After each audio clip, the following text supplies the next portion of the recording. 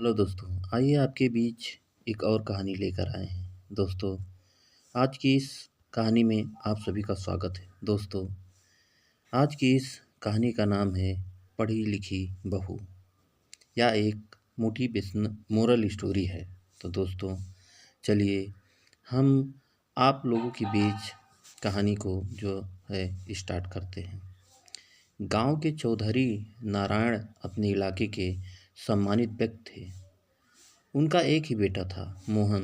मोहन की शादी शहर में पढ़ी लिखी लड़की सीमा से हुई थी। सीमा एमए तक पढ़ाई की थी और उसे आत्मनिर्भर बनने की इच्छा थी, लेकिन ससुराल वाले उसे सिर्फ एक घरेलू बहू के रूप में देखना चाहते थे। शादी के बाद सीमा ने पूरे घर को अपनाने की कोशिश की। वह सुबह जल्दी उठकर घर के सभी कामों में हाथ बटाती, सास ससुर की सेवा करती और सबका ध्यान रखती। लेकिन जब उसने नौकरी करने की इच्छा जताई तो घर में हंगामा मच गया। हमारी बहू की इज्जत होती है, बाहर नौकरी करने की क्या ज़रूरत है, सासू माँ ने कहा। अगर बहू बाहर जाएगी तो लोग क्या कहेंगे, गांव के बुजुर्गों ने भी ताना दिया। मोहन ने भी समाज के डर से सीमा को समझाया, तुम्हें किसी चीज़ की कमी तो नहीं है, फिर नौकरी क्यों करनी। सीमा ने गहरी सांस ली। उसे लगा कि उसके सपने शायद पूरे नहीं होंगे, लेकिन उसने हार नहीं मानी। एक दिन गांव की कुछ लड़कियां सीमा के पास आईं और उनसे पढ़ाई में मदद मांगी। सीमा को उनका उत्साह देखकर खुशी हुई और उसने उन्हें पढ़ाना शुरू कर दिया। धीरे धीरे यह खबर पूरे गांव में फैल गई। कुछ लोगों ने विरोध किया, लेकिन कई लोगों ने सीमा का समर्थन किया। सीमा के पढ़ाने का तरीका इतना अच्छा था कि कुछ समय बाद गांव के प्रधान ने पंचायत में प्रस्ताव रखा कि सीमा गांव के स्कूल में पढ़ाएगा। पहले तो चौधरी नारायण ने मना कर दिया, लेकिन जब उन्होंने देखा कि उनकी बहू गांव की लड़कियों के जीवन को संवार रही है तो उनका हृदय बदल गया।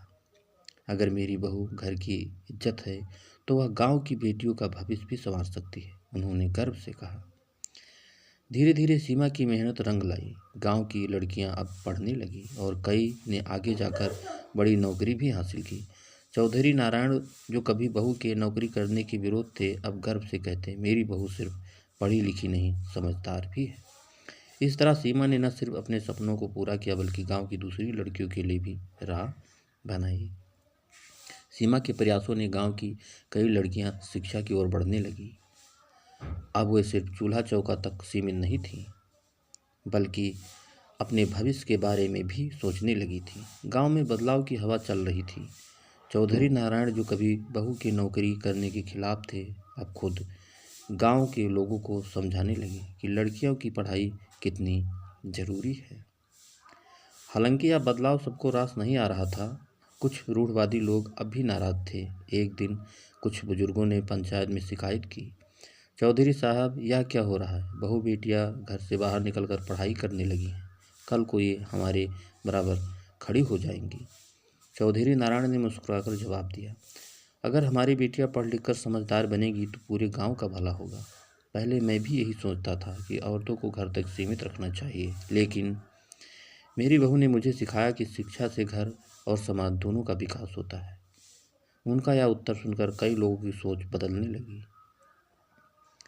सीमा ने अब गांव की महिलाओं के लिए एक नया कदम उठाया। उन्होंने उनके लिए एक प्रशिक्षण केंद्र शुरू किया, जहां वह सिलाई, कढ़ाई और छोटे मोटे व्यवसाय सीख सकती थी। इसके गांव की औरतों को आर्थिक रूप से आत्मनिर्भर बनने का मौका मिला। कई महिलाओं ने घर बैठे ही काम शुरू कर दिया और उनकी आमदनी भी होने लगी।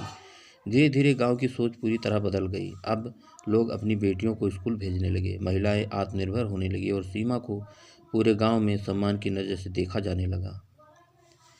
एक दिन गांव के स्कूल के उद्घाटन समारोह में जिला अधिकारी आए। उन्होंने सीमा की मेहनत की सराहना की और उसे सम्मानित किया।